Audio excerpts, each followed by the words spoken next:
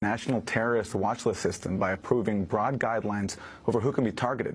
Reporting for The Intercept, Jeremy Scahill and Ryan Devereaux obtained the government's secret watch list from an intelligence source. The guidebook says that to be deemed a terrorist target, quote, irrefutable evidence or concrete facts are not necessary.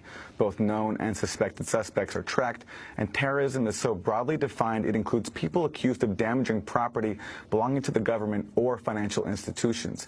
Other factors that can justify inclusion include postings on social media or having a relative already deemed a terrorist. The guidebook's criteria also apply to the no-fly list and the selectee list.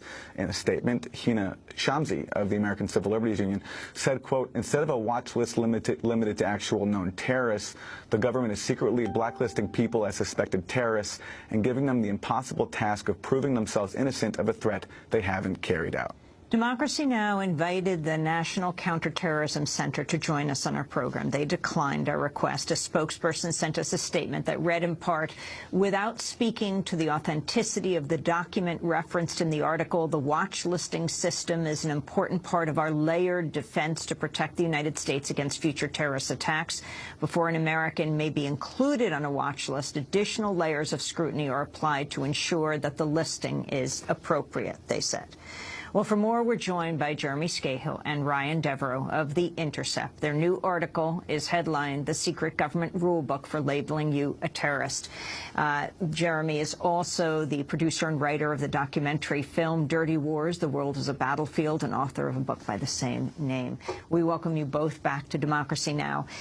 Jeremy, first, how did you get a hold of this book? Well, I mean, we're not going to discuss sources, or, the Obama administration likes to talk about sources and methods, and ironically now, journalists have to be very, very careful in protecting our sources and how we get information. So we're not going to talk about the way that we got the document, but the document itself is something that has been fiercely and actively kept secret by the Obama administration, and the principles upon which this document is based were fiercely guarded as well by the Bush administration. In fact, Eric Holder went so far as to say in a sworn affidavit in a court suit that was brought by an American citizen challenging their watch listing status, that it's a state secrets privilege covered, and that if this were to be released, it would provide a roadmap essentially for undermining the watch listing system. What we have here is tantamount to a system that's sort of like a global stop and frisk program, because the standard for putting people on a list where they are going to be designated as known or suspected terrorists, the acronym is KST, you're a KST, a known or suspected terrorist, and there's no way of determining if you're a law enforcement official and you get this information whether there's actual evidence against someone to suggest that they're involved with a terror plot, or their phone number popped up in the phone of someone who is suspected of potentially being a terror suspect. The standard that they use to put people on this is what's called reasonable suspicion. We talked to former FBI agents, one of whom was a Los Angeles police officer for several decades, and he said, if I can't find reasonable suspicion to stop anyone I want, then I'm not a good cop. And so what they're essentially doing is saying that if someone, not based on concrete facts,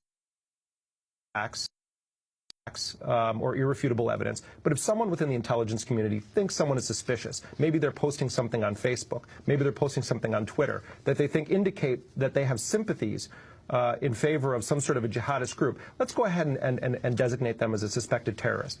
Imagine what could happen, the implication of this for all sorts of communities, but the way that Muslims, Arabs, Pakistanis, others in our society are targeted in this post-9/11 world.